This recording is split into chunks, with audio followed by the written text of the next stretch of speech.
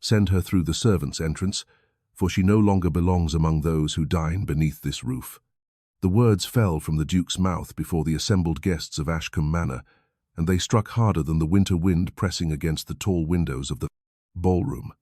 Lady Ottilie Ashcombe stood beneath the glow of the chandeliers, still wearing the black silk of mourning that marked the year since her father's passing. Around her, nobles who had once bowed politely now lowered their voices and hid their smiles behind gloved hands. The Duke's wife, Duchess Honoria Ashcombe, held a small silver key between her fingers as if it were a symbol of authority over every person in the room. The key did not belong to her, yet no one dared say so. The musicians had stopped playing, the servants standing near the walls had become perfectly still. Even the flames in the great fireplaces seemed quieter beneath the weight of the moment. Ottilie looked toward her father's old friends, the gentlemen who had once praised her kindness and education. They avoided her eyes. She looked toward the relatives seated beneath the painted ceiling, and they looked away. A young lord near the refreshments whispered something to his companion. A laugh followed. Not a loud laugh. A cruel one. The Duchess stepped closer. "You have been permitted to remain here longer than necessary," Honoria said. "Your father's affection made him blind. But affection does not change the order of things." Ottilie's hands tightened around the small velvet purse she carried. Inside that purse was something she had not shown anyone. Something she had found hidden behind a loose panel in her father's library. Something that might explain why everyone was suddenly so eager to erase her name from Ashcombe Manor. The Duke turned away from her as though the matter was already settled. "Take only what belongs to you," he said, "if you can find anything at all." The guests watched as if they were attending a performance. They did not know that before the night ended, the woman they had sent away through the servants' entrance would carry a truth capable of shaking the entire Ashcombe family. If you are listening to this story, tell us where you are joining from today. Subscribe to the channel and turn on notifications so you never miss another tale of hidden courage and justice. Your support helps us continue sharing stories of forgotten voices who found their strength when the world tried to silence them. And so we return to the beginning, to the winter when Ottilie Ashcombe first discovered that belonging to a family was not the same as being protected by one. Ashcombe Manor had stood for generations among the green fields and stone roads of the English countryside. Its towers had witnessed births, marriages, inheritances, and quiet family disputes that never reached beyond its walls. From the outside, it appeared unbreakable. Inside, the foundations had begun to crack. Ottilie had never been the child her father expected to inherit his title. She had been born a daughter in a world where names mattered less when they were carried by women. Her father, the late Duke of Ashcombe, had loved her in private ways. He had taught her to read estate accounts, to understand the value of land, and to question any man who claimed authority without proof. But he had also lived in a society that rewarded silence. He had delayed decisions. He had trusted that kindness would be enough protection for his daughter. It was not. After his death, everything changed. The mourning curtains had barely been removed from the windows when Honoria began altering the household. Letters that once arrived for Ottilie were suddenly delayed. Invitations that once included her name disappeared. Family discussions that concerned the estate happened behind closed doors. At first, Ottilie believed grief had made everyone uncertain. Then she noticed patterns. Her father's solicitor, Mr. Edmund Vale, stopped visiting the manor. The old housekeeper, Mrs. Clara Whitmore, avoided speaking whenever the Duchess entered the room. And the locked library, where her father had spent many evenings reviewing documents, was placed under the Duke's personal authority. Not because Ottilie had done anything wrong, but because someone feared what she might discover. The new Duke, her father's younger cousin, had inherited the title according to the rules of succession. That alone did not trouble Ottilie. She understood the traditions of her time, even when they wounded her. What troubled her was the sudden disappearance of her father's papers, the estate ledgers, the correspondence, the documents connected to her mother's fortune, the money her grandfather had placed aside for her future. The Duke claimed everything had been reviewed, the Duchess claimed everything had been settled, but neither showed her the evidence. That was when Ottilie began watching instead of arguing. She learned that power often revealed itself through small things. A servant who was suddenly dismissed, a door that was always locked, a conversation that stopped when she entered. One evening, while rain struck the windows and the household gathered near the dining room fire, Ottilie noticed Duchess Honoria examining a letter with unusual attention. It was not a personal letter, it was an estate document. The Duchess saw Ottilie watching and folded it immediately. "You should concern yourself with embroidery and social visits, not matters beyond your understanding," she said. Ottilie remained calm. "My father believed I understood more than people assumed." For a brief moment, Honoria's expression changed. Only for a moment. But Ottilie saw it. The Duchess was not offended. She was worried. That night, Ottilie returned to the library. She had no permission. She knew the risk, yet she also knew that waiting quietly would not restore what had been taken. The room smelled of old leather, dust, and extinguished candle wax. The shelves still carried the books her father had touched. The desk remained exactly where he had worked. She searched carefully, not wildly, not desperately. She remembered his habits. Her father had trusted locks, but he had trusted memory more. Behind a row of old agricultural reports, she found a small wooden box. It was not large, it was not decorated, but it had a lock. The key was missing. Ottilie studied the box for several moments. Then she noticed something carved into the wood, a simple mark. The same mark her father had once drawn beside important passages in his account books, a sign meaning "do not overlook this." The next morning she asked Mrs. Whitmore about it. The old housekeeper hesitated. That hesitation told Ottilie more than an answer would have. "You know something," Ottilie said. Mrs. Whitmore looked toward the hallway. The servants had learned that walls carried voices in Ashcombe Manor, especially the walls near powerful people. "Your father trusted very few people with his private matters," Mrs. Whitmore finally whispered. "And who did he trust?" The old woman lowered her eyes. "Someone who has not been welcomed in this house since the new Duke arrived." Before Ottilie could ask another question, footsteps approached. Mrs. Whitmore immediately returned to her duties. The moment vanished, but the clue remained. Over the following days, Ottilie searched for answers without allowing anyone to know she was searching. She attended meals. She accepted insults with dignity. She allowed the household to believe she was defeated. It was not surrender, it was strategy. For the first time in her life, Ottilie understood that survival among powerful people required more than honesty. It required patience. The first time in her life, she stopped asking whether others would recognize her worth. She began asking what she needed to do when they refused. The answer came sooner than expected. 3 days before the Duke's public announcement removing her from Ashcombe Manor, Ottilie heard voices beyond the half-open door of the library. She had been walking through the corridor when she heard her own name. She stopped. She did not press herself against the door. She did not make a sound. She simply listened. The Duke was speaking. The Duchess answered. Their voices were low, but certain. They were not discussing sending her away because she was difficult. They were discussing sending her away because they feared what remained hidden. And inside that locked room was the first truth that would reveal why they were so desperate to remove her from Ashcombe Manor. The words that followed were not loud. They did not need to be. The most dangerous decisions in Ashcombe Manor had never been shouted across rooms. They had been whispered beside locked doors, written in careful handwriting, and carried out by people who believed their position protected them from consequence. Ottilie remained in the corridor, her hand resting lightly against the cold wooden frame of the doorway. The Duke's voice came first. She cannot remain here until the matter is resolved. Every additional day gives her the opportunity to search. The Duchess answered with a calmness that chilled Ottilie more than the winter air outside. Then we must make certain she leaves before she knows what she is looking for. There was a pause. Not a pause of uncertainty, a pause of agreement. Ottilie stepped away before the floorboards could betray her. She walked back toward her room with the same measured pace she had used for years at Ashcombe Manor. She did not run. She did not allow fear to change the way she carried herself. But inside, something had shifted. It was not the discovery that they wished her gone. She had known that already. It was the discovery that they were not protecting the estate from her. They were protecting themselves from what her father had left behind.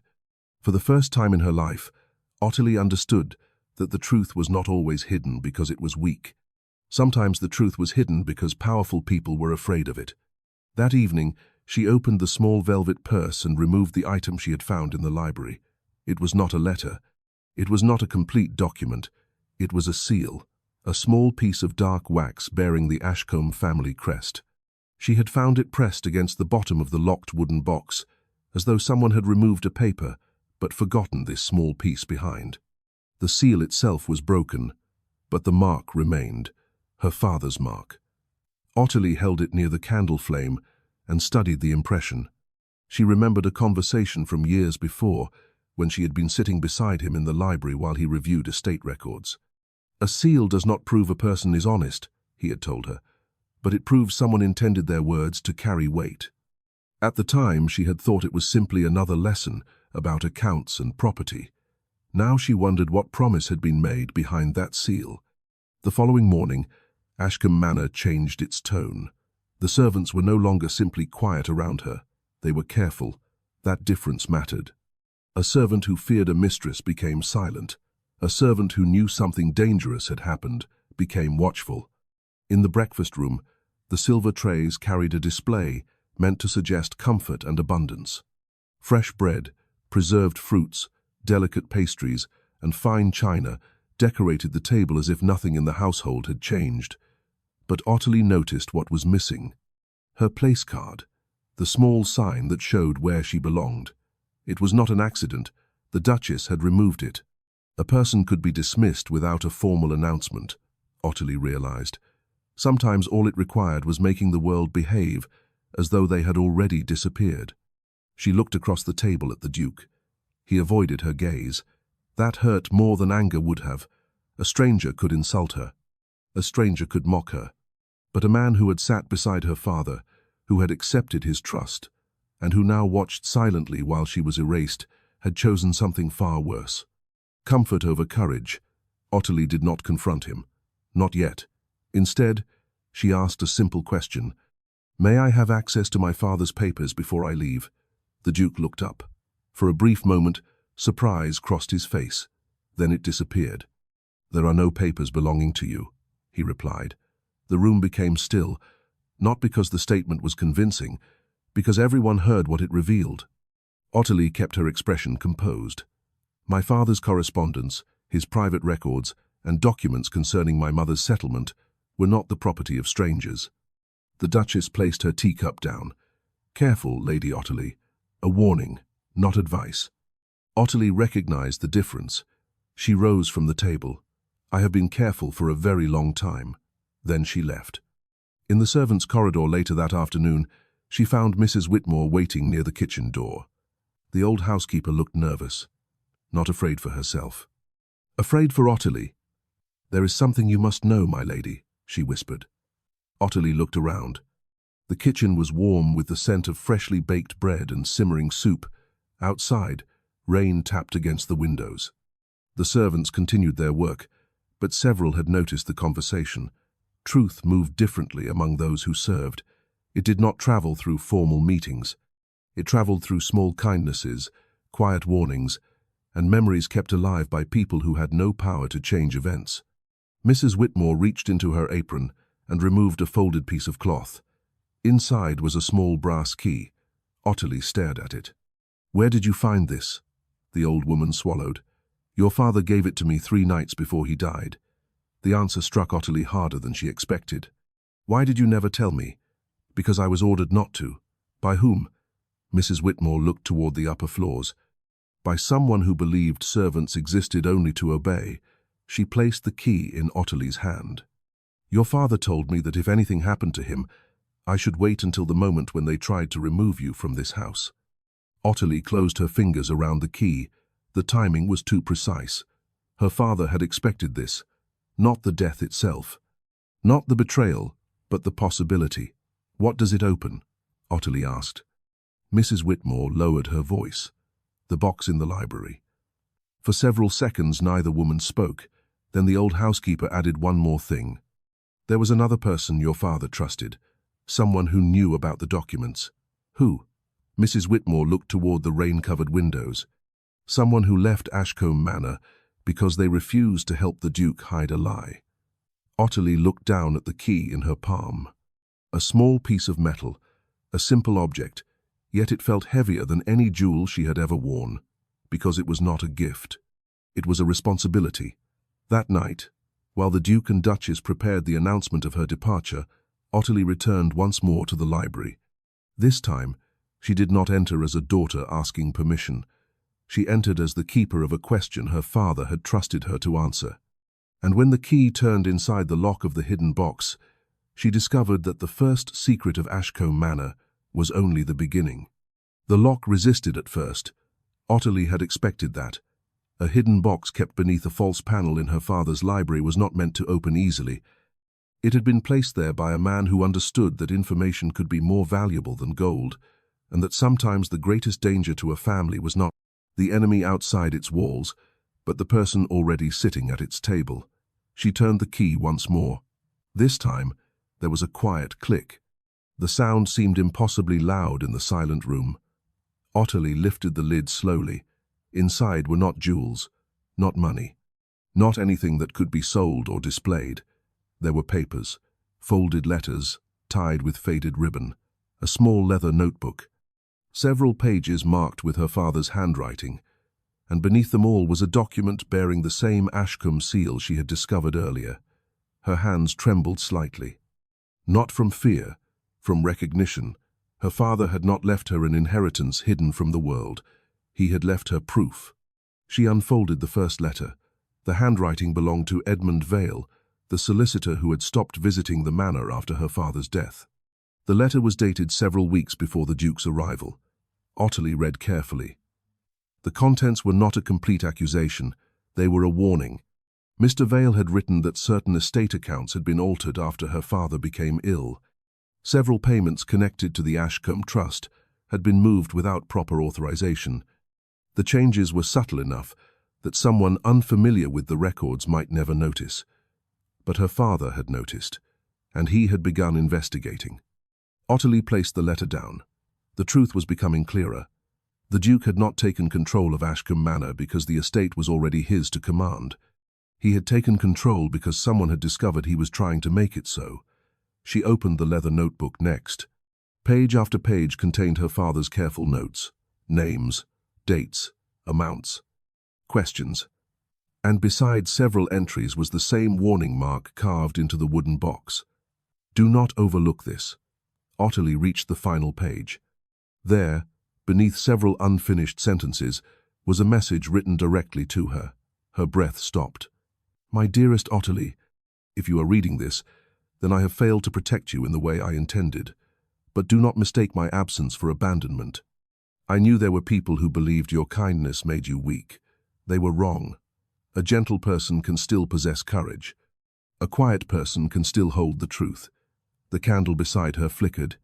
For a moment, the room felt exactly as it had years before, when her father had sat behind the desk and taught her how to read the world hidden between lines of ink. She continued, Trust Mrs. Whitmore. Find Edmund Vale.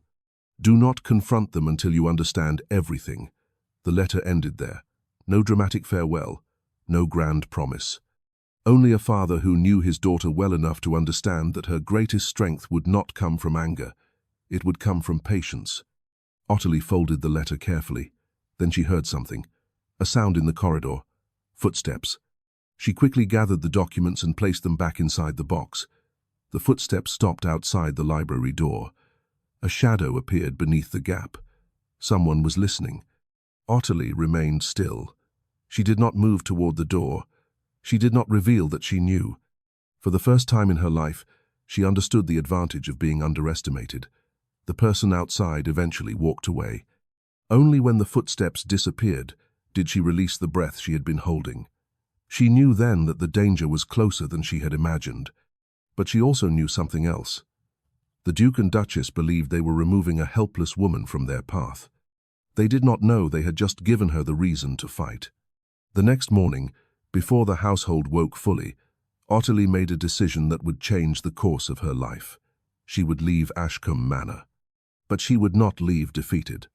She would leave with the evidence her father had trusted her to protect, and she would find the one man who could help her turn hidden words into undeniable truth. Edmund Vale, the solicitor who had disappeared, the man who knew why the Ashcombe seal mattered, and the man who might hold the final piece of the secret that had already placed Ottilie's future in danger. The decision to leave Ashcombe Manor was not made with anger.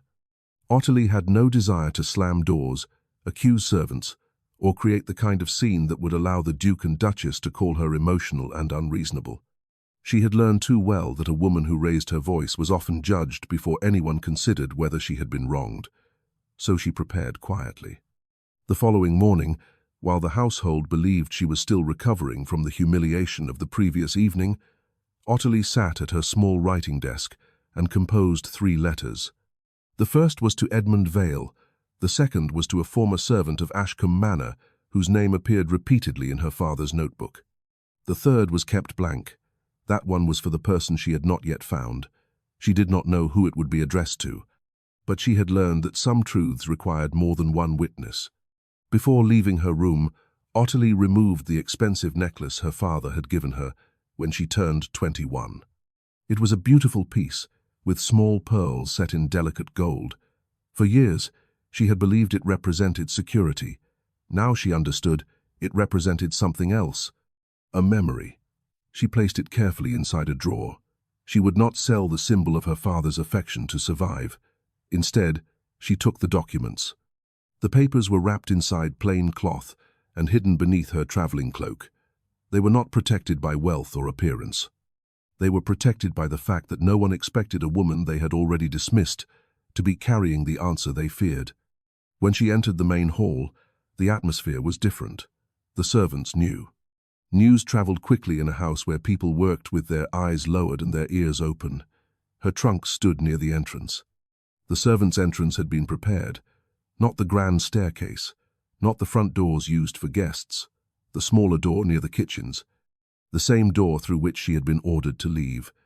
Duchess Honoria stood nearby, dressed perfectly in dark green velvet. The fabric, the gloves, the carefully arranged hair, everything about her suggested a woman who believed she had already won. "I hope you understand, Lady Ottilie," the Duchess said, "that this arrangement is necessary." "Necessary for whom?" Ottilie asked. The question was quiet, but it landed harder than an accusation. Honoria's expression tightened. For the peace of this household. Ottilie looked around the hall. At the portraits of Ashcombe ancestors, at the staircase where she had walked beside her father, at the servants who watched silently. Peace was not the word she would have chosen. The Duke entered before Honoria could respond. He appeared tired, not guilty, not ashamed, only tired. That was the thing Ottilie would remember most. He had convinced himself that avoiding conflict was the same as being innocent. "You will be provided with a reasonable allowance," he said. Ottilie looked at him. An allowance from what? The Duke hesitated. The estate.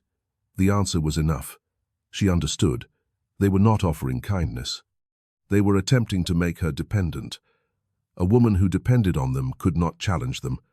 "I will accept no arrangement that requires me to remain silent about my father's affairs," Ottilie said. The Duke's face changed, only slightly, but she saw it. Fear, not anger. Fear. The Duchess stepped forward. "You continue to misunderstand your position." Ottilie looked at her. "No," she said it softly. "I understand it better than ever." The hall became silent. The servants did not move. The Duke did not speak. Ottilie picked up her gloves. For the first time in her life, she did not wait for permission to leave. She walked toward the servants' entrance. The same entrance they had chosen for her. The cold air met her immediately. Rain fell across the stone path. Behind her, Ashcombe Manor remained warm with fire and candlelight. Ahead of her was uncertainty. A small carriage waited beyond the gates. Not a grand carriage. Not one bearing the Ashcombe crest. Just a simple hired carriage that would take her toward London, toward answers.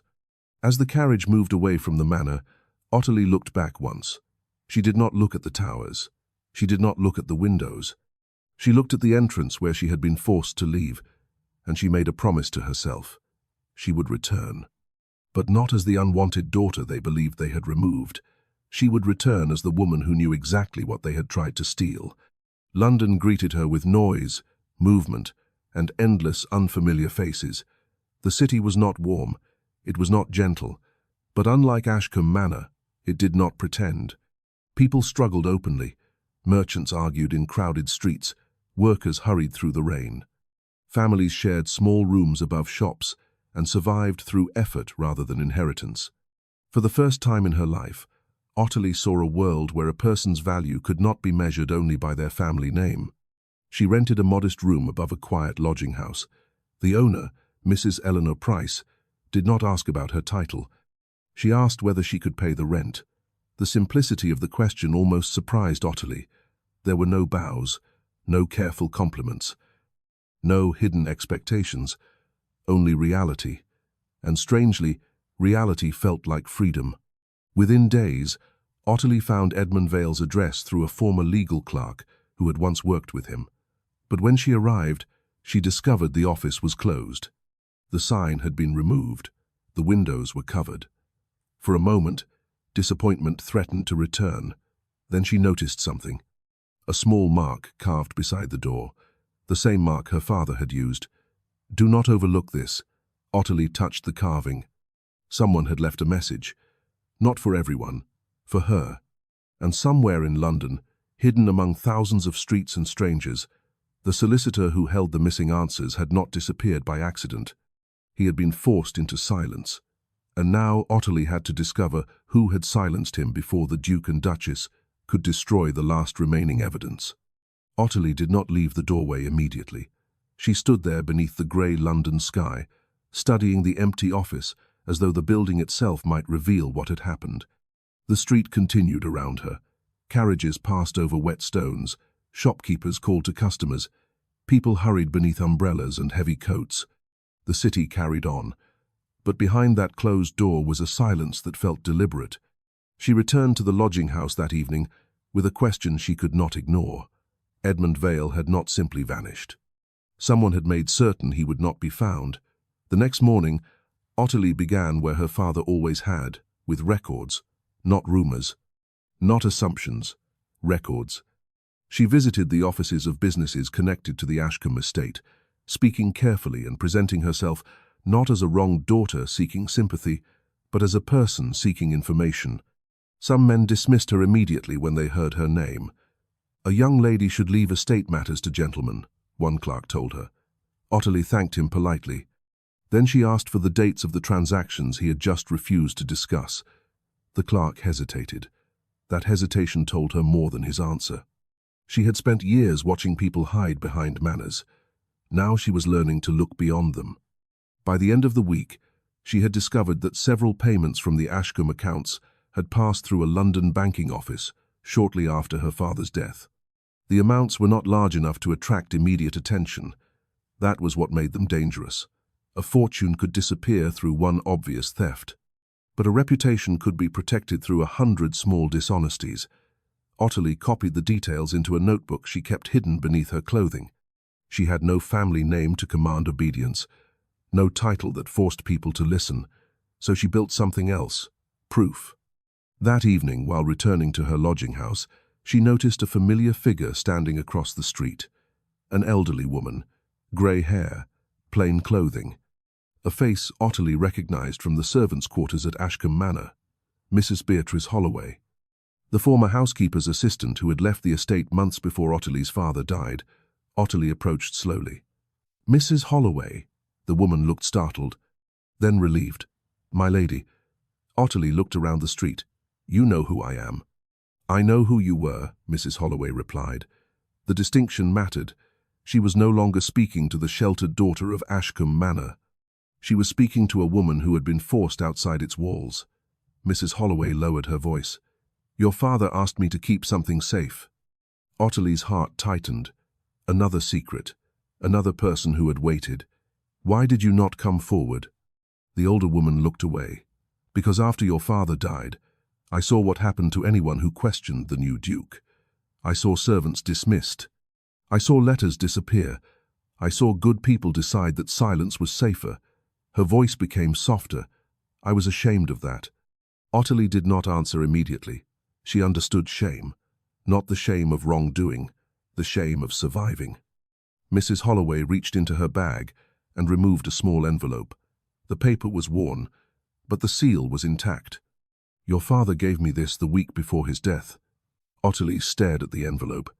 "Why give it to you?" "Because he believed the library would be searched, and he believed I was less likely to be searched than a member of his own family." The truth of that statement hurt, not because it was surprising, because it was reasonable. Together, they returned to Ottilie's small room. There, beneath the weak candlelight, Ottilie opened the envelope. Inside was not a legal document. It was a letter addressed to Edmund Vale. Her father had written that he suspected the estate accounts were being manipulated, and that he feared the person responsible was someone close enough to know every weakness within Ashcombe Manor. But the final lines were what mattered most. "If anything happens to me, Mr. Vale must not allow my daughter to be removed without first examining the sealed document attached to this letter." Ottilie looked up. The sealed document, the same document her father had hidden, the one she had found, but there was something else, a name. At the bottom of the letter was a note written later in Edmund Vale's handwriting. "I was warned not to continue." The warning came from a person I once trusted. Ottilie read the sentence twice, then a third time. A person he once trusted. Not a stranger, not an enemy, someone within their circle, someone who knew the family, someone who had helped build the lie. The following day, Ottilie returned to Edmund Vale's former office. This time, she did not stand outside hoping for answers. She searched for signs. Near the back entrance, she found a small brass plate partly covered by dirt. A name, not Edmund Vale. Another solicitor, a man who had taken over the office after Vale disappeared. Ottilie wrote the name down. Then she noticed something else. A delivery mark carved into the wooden frame. The same Ashcombe symbol, the same warning, "Do not overlook this." Her father had not only hidden evidence, he had left a path, and someone else had been following that path before her. That night, Ottilie returned to her room and placed every piece of information before her: the hidden box, the altered accounts, the missing solicitor, the servant who carried the truth, the unknown person who had silenced Edmund Vale. The pieces were no longer separate. They were becoming one story. But as Ottilie prepared to seek out the replacement solicitor, a letter arrived at her lodging house. There was no sender's name. Only the Ashcombe seal pressed into dark wax, the same seal her father had used. Her hands went cold as she opened it, because the message inside was not a threat.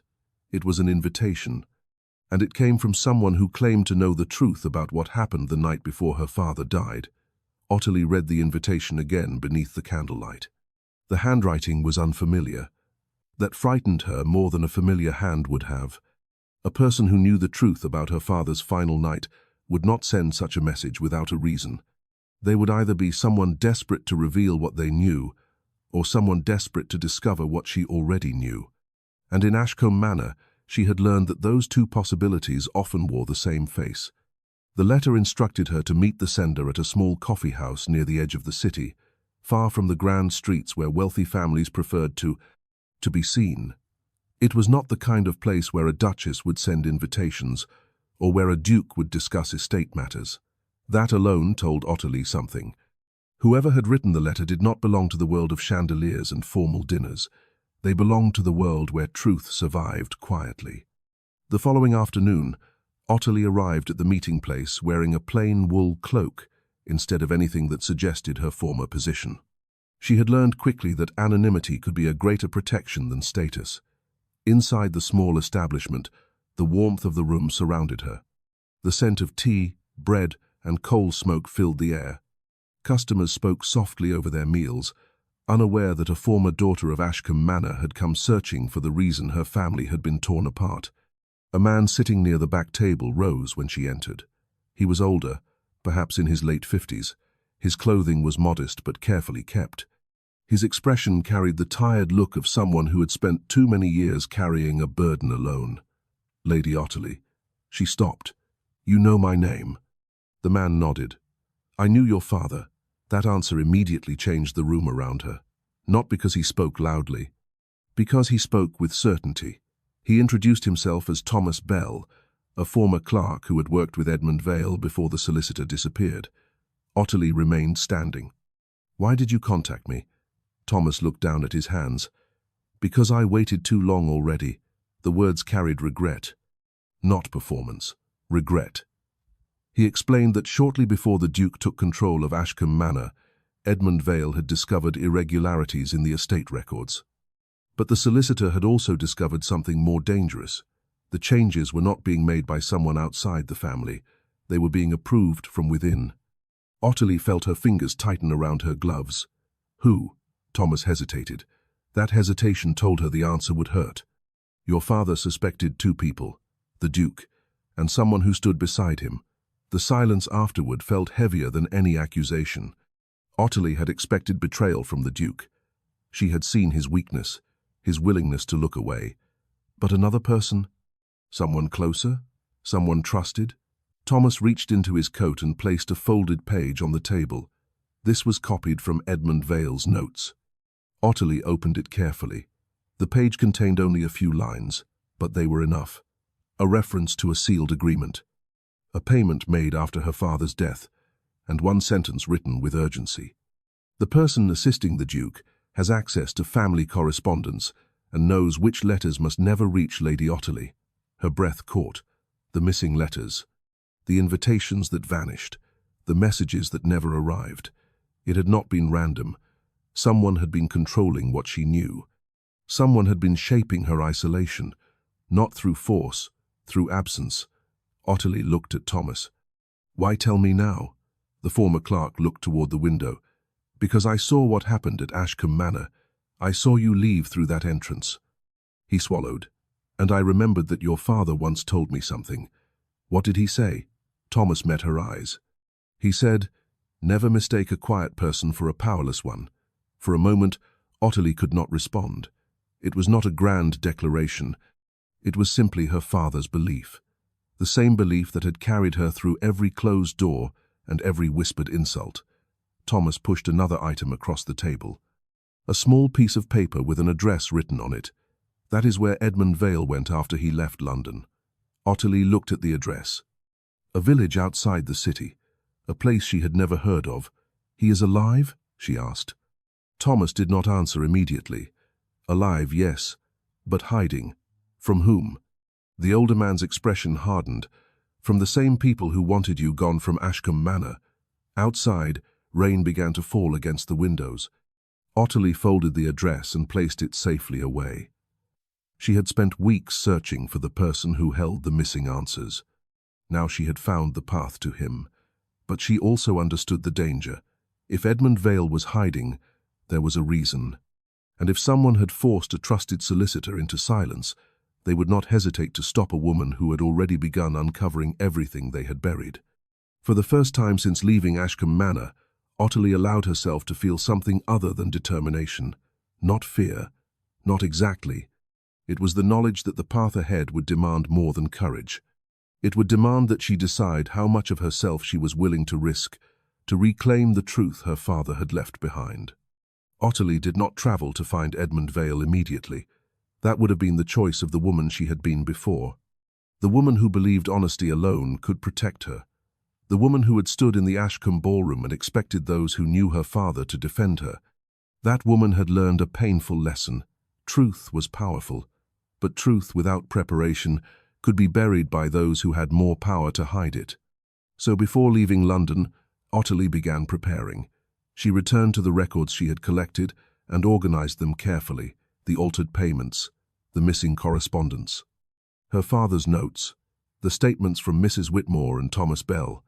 She did not simply collect evidence, she built a chain. Each piece had to lead to another. Each name had to connect to an action. Each accusation had to be supported. Because she knew what would happen if she returned to Ashcombe Manor with only suspicion. The Duke would deny, the Duchess would weep, and society would ask why a daughter who had been sent away was suddenly making claims against those who remained. The truth would not be judged only by whether it existed.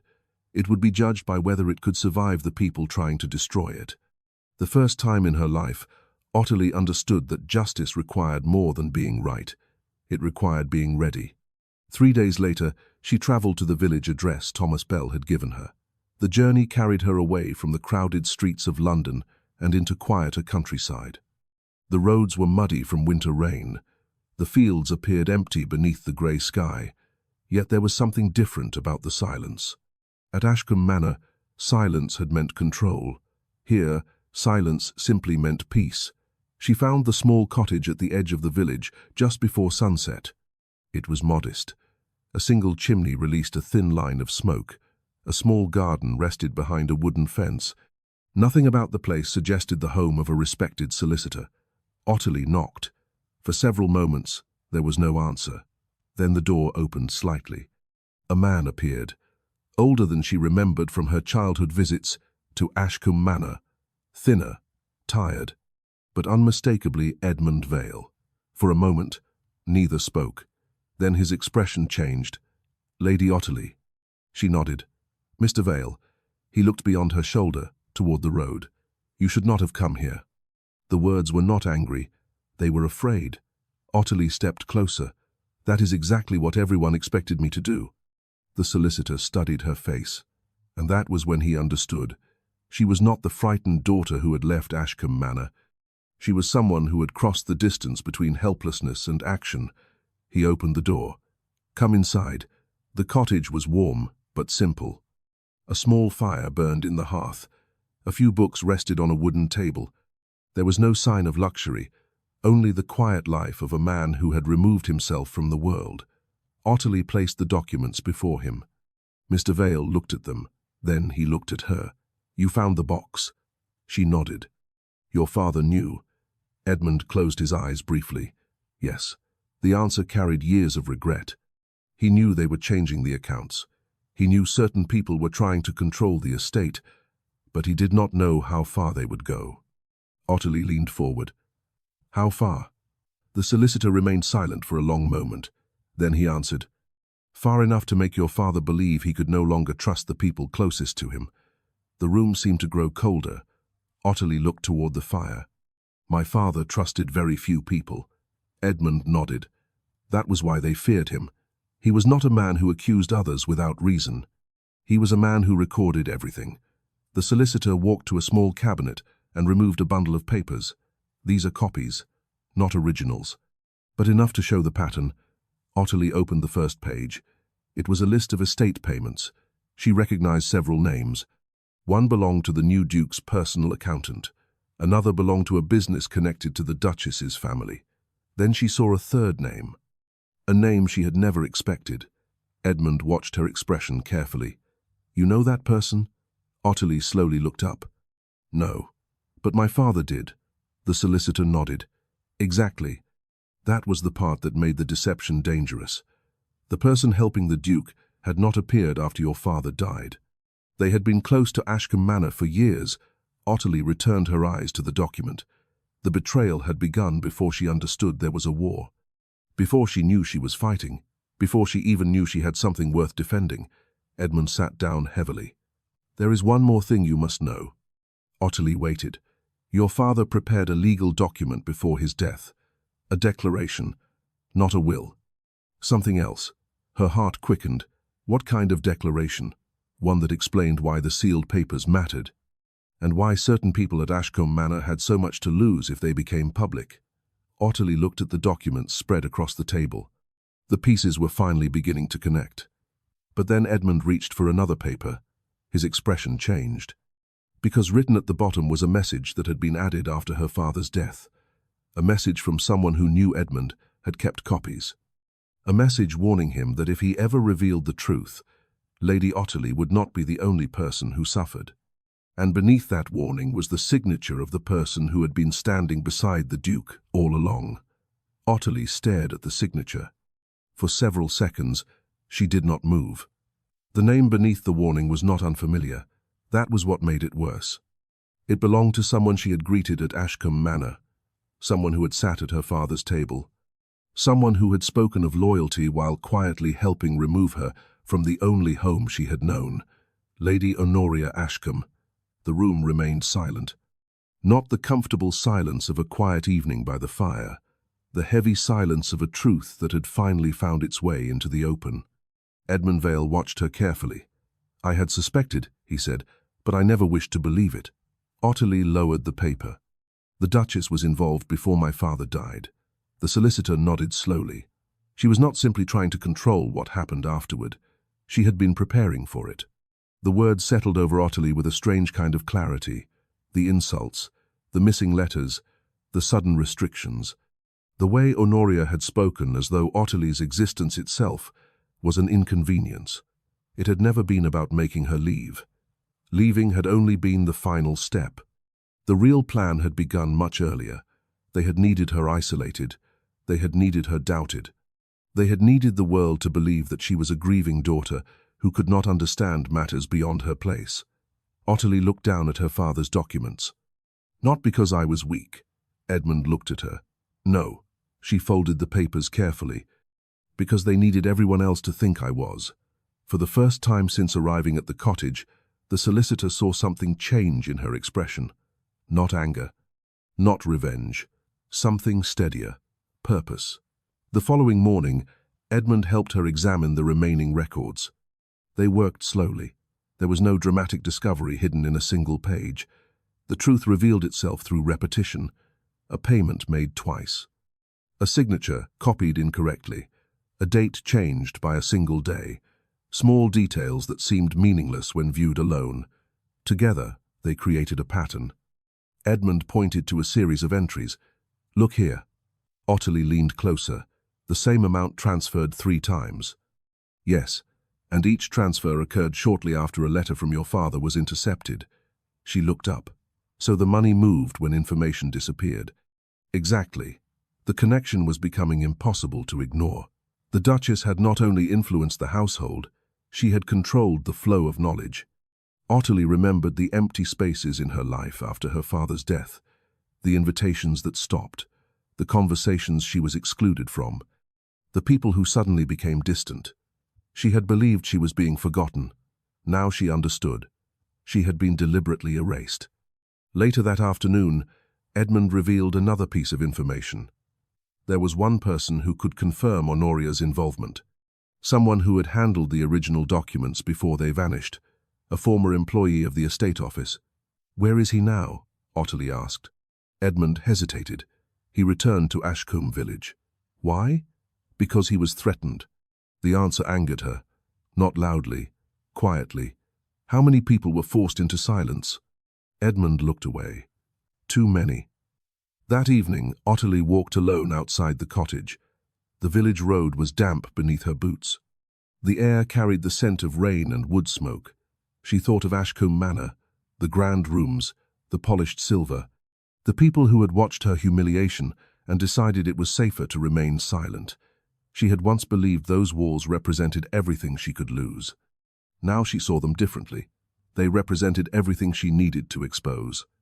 The first time in her life, Ottilie understood that leaving a place did not always mean being defeated.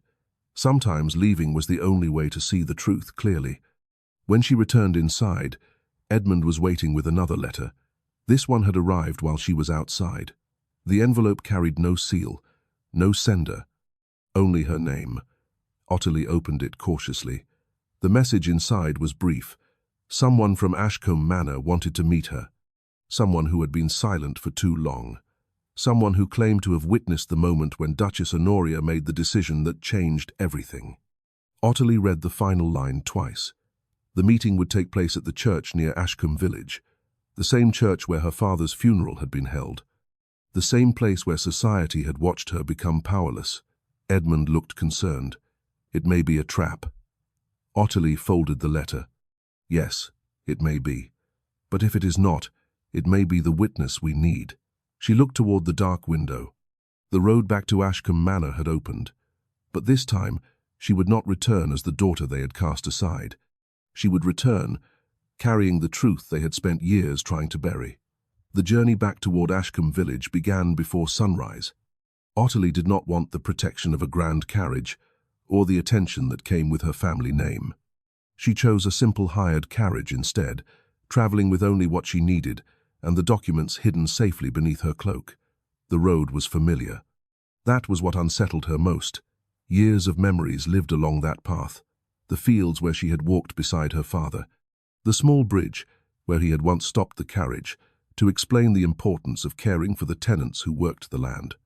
The villages where people had once greeted her as the daughter of Ashcombe Manor. Now she returned as someone they had watched being rejected, but not as someone defeated. When she reached the village church, the morning mist still covered the stone paths. The church bells had not yet rung. The building stood quietly beneath the grey winter sky, holding the same solemn presence it had carried on the day her father was buried. Ottilie entered alone. Inside, the air was cold. Rows of wooden benches stretched toward the altar. The candles burned faintly, their flames moving whenever the door opened. She waited. For several minutes, no one appeared. Then she heard footsteps. An elderly man entered through the side door. Ottilie recognized him after a moment. Mr. Samuel Reed, the former estate clerk, the man who had maintained the financial records of Ashcombe Manor before disappearing from public view. He looked older than she remembered, not only from age, from carrying fear. Lady Ottilie. She nodded. Mr. Reed. He looked toward the empty church. I was not certain you would come. Ottilie looked at him calmly. Neither was I. The honesty of her answer seemed to surprise him. For years, people at Ashcombe Manor had spoken in carefully chosen phrases. They had hidden their intentions behind manners and politeness. Ottilie had grown tired of pretending that truth required softness. Mr. Reed reached inside his coat and removed a small ledger. Your father asked me to keep this safe. Ottilie accepted it carefully. Another document, another secret. But this time, she understood the importance of patience. What does it contain? The original estate entries, the ones before they were changed. She opened the ledger. The handwriting was familiar, her father's. The entries confirmed what Edmund Vale had discovered. The transfers, the altered accounts, the payments that had slowly moved money away from the estate. But then she reached a section marked with her father's seal. Her eyes narrowed. This was not part of the financial records. Mr. Reed lowered his voice. Your father discovered something else. Something beyond the money? The former clerk nodded. The Duke did not simply want control of Ashcombe Manor. He wanted control of the future inheritance attached to your mother's settlement. Ottilie closed the ledger. The money meant for me, yes. The truth was sharper now. They had not wanted her gone because she was inconvenient. They wanted her gone because her presence was proof that something belonged to her. Mr. Reed looked ashamed. I should have spoken sooner. Ottilie studied him. Why did you not? He looked toward the altar. Because I saw what happened to people who challenged them. He paused. And because I was afraid. The answer was painful. But it was also human. Ottilie did not excuse it. She did not condemn him. She simply understood. Fear had been one of the weapons used against everyone at Ashcombe Manor. Not everyone had been cruel. Some had simply been trapped. The sound of approaching footsteps interrupted them. Mr. Reed immediately turned toward the door. Someone is coming. Ottilie closed the ledger. A moment later, a woman appeared. She wore the plain clothing of a village resident, but Ottilie recognized her face. Mrs. Whitmore. The old housekeeper looked relieved when she saw Ottilie. I feared I was too late. Ottilie stepped forward. Why are you here? Mrs. Whitmore glanced at the ledger. Because there is something you still do not know. The church seemed to grow quieter. Your father did not only hide evidence from the Duke and Duchess, he hid evidence from everyone, even from me. Ottilie looked at her. What evidence? Mrs. Whitmore reached into her bag and removed a sealed envelope. This was meant to be opened only when you returned to Ashcombe Manor with proof. Ottilie stared at the envelope. Her father had planned for this moment, not because he wanted her to suffer, because he knew the world she lived in would demand more from her than innocence. It would demand proof. She broke the seal. Inside was a single page, a statement written in her father's hand, and at the bottom were instructions. The truth must be revealed where the lie was first accepted. Ottilie understood immediately. The ballroom, the same room where she had been publicly humiliated, the same room where the Duke had ordered her through the servants' entrance, the same room where people had laughed. Mr. Reed looked at her. "They will try to stop you." Ottilie folded the paper. "I know." Mrs. Whitmore looked at her with quiet admiration. "And will you still return?" Ottilie looked toward the church doors. Outside waited the manor. The people who had doubted her, the people who had abandoned her, the people who believed her story had already ended. But she knew better now. The woman who had left Ashcombe Manor had been forced out. The woman returning would choose when and how the truth entered those halls. And as the carriage carried her back toward the estate, she carried not only documents and witnesses, she carried the one thing the Duke and Duchess had never considered dangerous, a woman who no longer needed their permission to stand. It depended on whether justice could finally replace the silence that had protected them. For several moments, no one in the ballroom moved. The guests had entered Ashcombe Manor, expecting another evening of polite conversation, careful compliments, and the familiar comfort of wealth displayed beneath chandeliers. They had expected to discuss marriages, estates, and social invitations. They had not expected to witness the collapse of a carefully protected lie. The candles continued to burn along the walls. The fire continued to warm the room. The servants remained quietly in their places, but something invisible had changed. The people gathered there no longer saw Ottilie Ashcombe as the young woman who had been sent away. They saw the woman standing before them with documents, witnesses, and the courage to speak where others had remained silent. Edmund Vale held the final declaration in his hands. The late Duke of Ashcombe did not merely leave instructions concerning property, he said. He left instructions concerning responsibility. The Duke remained still. The words affected him more deeply than any accusation, because responsibility was the one thing he had spent years avoiding. He had told himself that maintaining peace within the family was a noble act. He had convinced himself that refusing to confront difficult matters prevented scandal. He had believed that silence was a form of protection. But now, before the people whose opinions mattered most to him, he was forced to face what that silence had created. Ottilie watched him carefully. She did not see a powerful duke in that moment. She saw a man who had chosen comfort when courage was required. Edmund continued. The declaration confirms that Lady Ottilie's mother's settlement was to remain protected for her future. It was not to be absorbed into the general Ashcombe accounts. It was not to be controlled by another member of the family. A murmur moved through the room. The meaning was clear. The matter had never simply been about inheritance. It had been about independence. In a society where many women had limited control over their own financial security, taking away those resources meant taking away choices. It meant making a person dependent on those who claimed authority over them. The guests understood that now. They understood why Ottilie had been pushed aside, why letters had disappeared, why she had been made to look unreasonable, why the servant's entrance had been chosen. The removal had not been an emotional decision. It had been a strategy. Duchess Honoria stepped forward. Her posture remained elegant, but the confidence she once carried so easily had weakened. You cannot expect everyone here to accept that a family disagreement should become a public accusation. Ottilie looked at her. A family disagreement? The question was quiet, but it carried through the room. The Duchess lifted her chin. You have misunderstood events. Ottilie looked around the ballroom. The same room where people had watched her humiliation. The same room where her place had been questioned. The same room where no one had defended her. I was not the person who made this public, Ottilie said. A silence followed. Everyone remembered. They remembered the announcement. They remembered the laughter. They remembered the moment a daughter had been treated like an unwanted servant before a room full of witnesses. The Duchess's expression tightened. Ottilie continued. A private matter becomes public when someone chooses to use public shame as a weapon. The words were not spoken with bitterness. That made them stronger. She was not seeking revenge. She was naming what had happened. Edmund placed another document on the table. This is a record of the estate transactions reviewed before the late Duke's death. The Duke looked at him. You said those records were incomplete. They were incomplete because certain pages had been removed. The room became still again. The solicitor continued. But copies remained. The altered payments, the transfers, the correspondence connected to those changes. Everything that had been hidden had left a trace.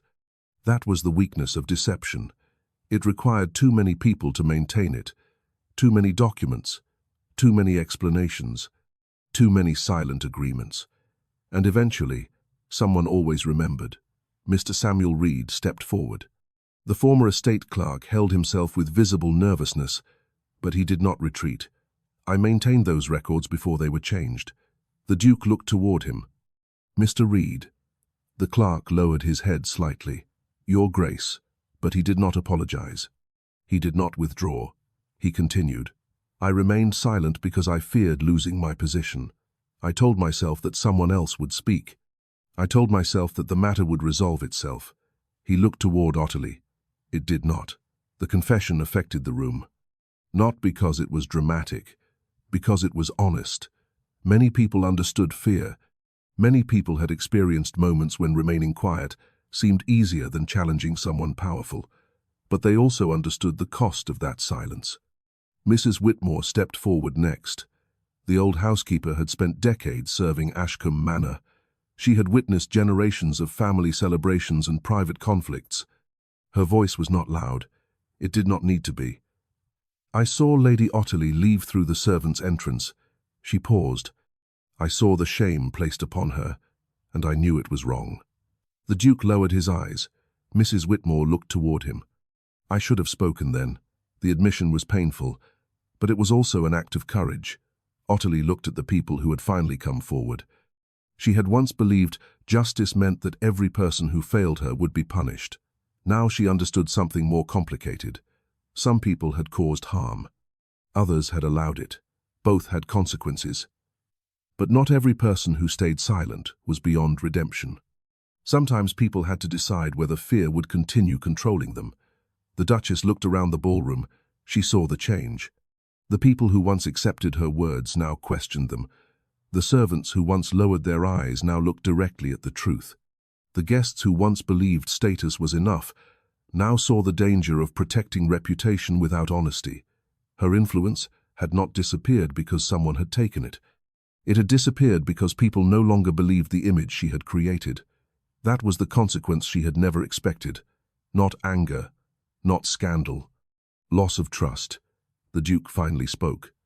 Honoria. His voice was quieter than before. Did you know about the documents? The Duchess turned toward him. For a moment, she appeared ready to deny everything. Ottilie saw the calculation in her expression. The search for the safest answer. The attempt to control the room one final time. But the room had changed. A false explanation would no longer be accepted simply because it was spoken confidently. Honoria looked away. That silence answered the question. The Duke closed his eyes briefly. A man could survive criticism. He could survive losing admiration, but discovering that someone closest to him had manipulated his decisions was something different. He had trusted the Duchess. He had allowed her influence to guide his actions. And now he had to accept that his own weakness had helped create the injustice before him. Ottilie felt no satisfaction in seeing his regret, only understanding. A person could be responsible for harm without being the only person who caused it. The Duke approached her slowly. Ottilie. She waited. I was wrong. The apology was simple, perhaps too simple for everything that had happened, but it was the first time he had spoken without defending himself. I believed I was protecting this family, he continued. I believed avoiding conflict would preserve Ashcombe Manor. His voice lowered. I failed to understand that my silence was what allowed the damage to continue. Ottilie listened. For years, she had imagined hearing those words. She had imagined they would bring peace immediately. But forgiveness was not a door that opened simply because someone finally knocked. I believe you regret what happened, she said. The Duke looked at her. But regret cannot return what was lost. He nodded slowly. Because he knew she was right. The past could be acknowledged. It could not be rewritten. And Ottilie had no desire to spend the rest of her life waiting for the people who hurt her to understand her value. She already understood it. That was what they had failed to take from her. Not the inheritance, not the house, not the name. Her understanding of herself. In the weeks that followed, Ashcombe Manor changed. The estate accounts were reviewed properly. The disputed funds connected to Ottilie's settlement were restored.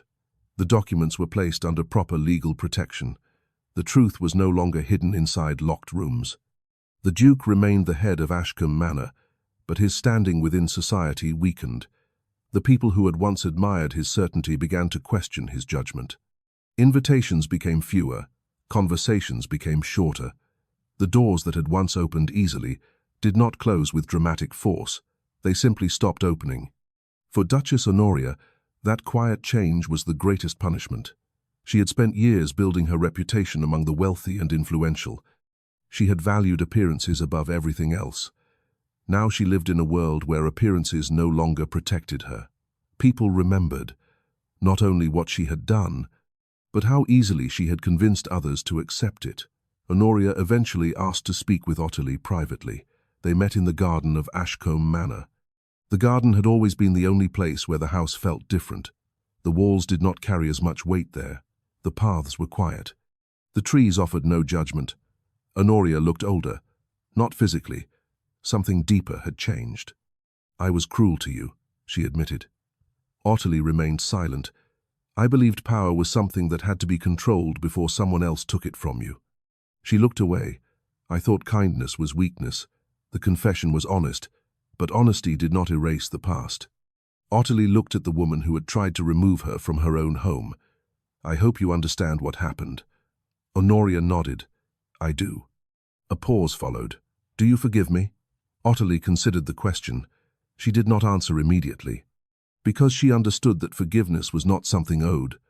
"I will not carry hatred for you," Ottilie said, "but I will not pretend nothing happened." Honoria accepted the answer, perhaps because, for the first time, she had no power to demand anything else. Ottilie eventually left Ashcombe Manor again. But this time, she did not leave through the servants' entrance.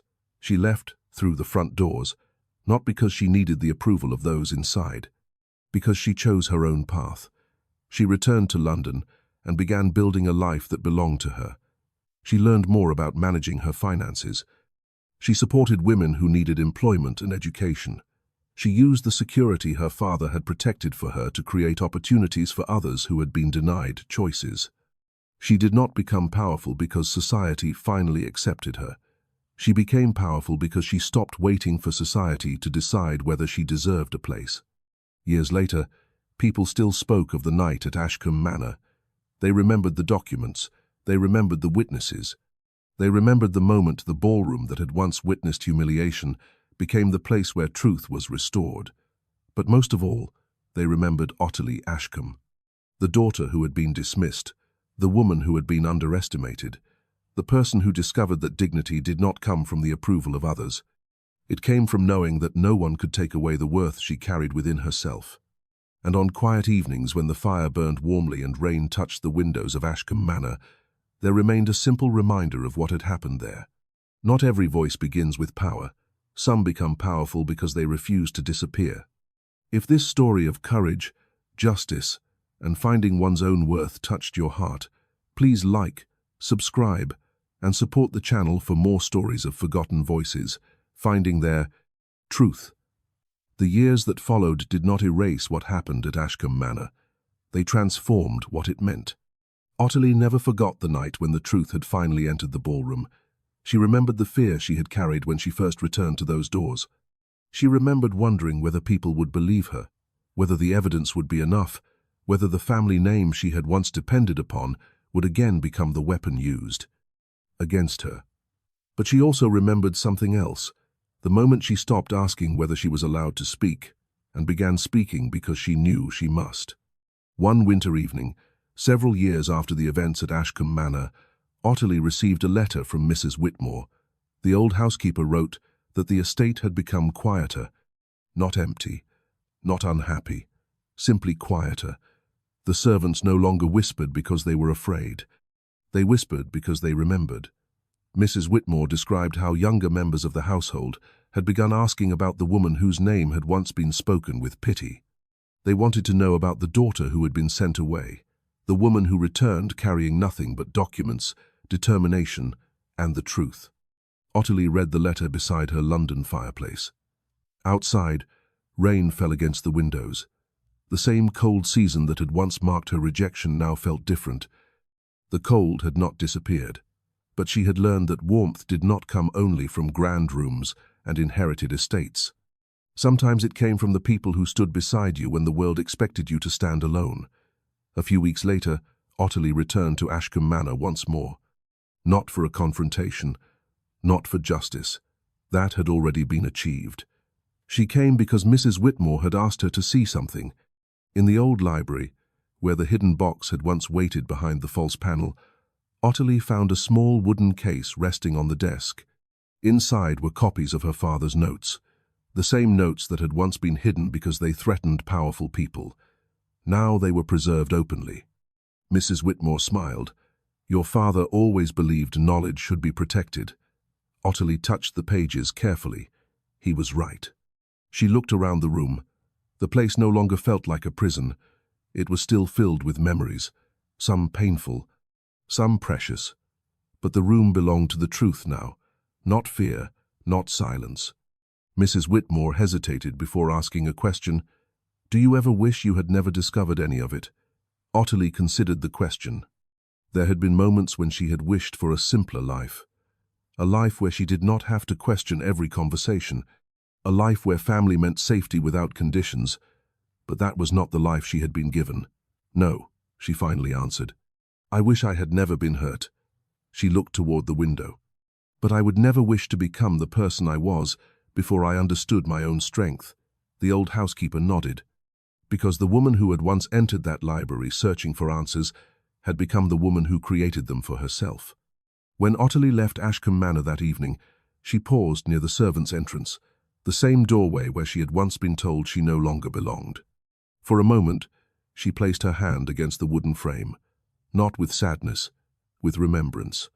That door had once represented everything that had been taken from her. Now it represented something else, the beginning. Because the woman who had been sent away through a servant's entrance had returned through the front doors of her own life, and she had discovered that true belonging was never something another person could grant. It was something she carried within herself all along.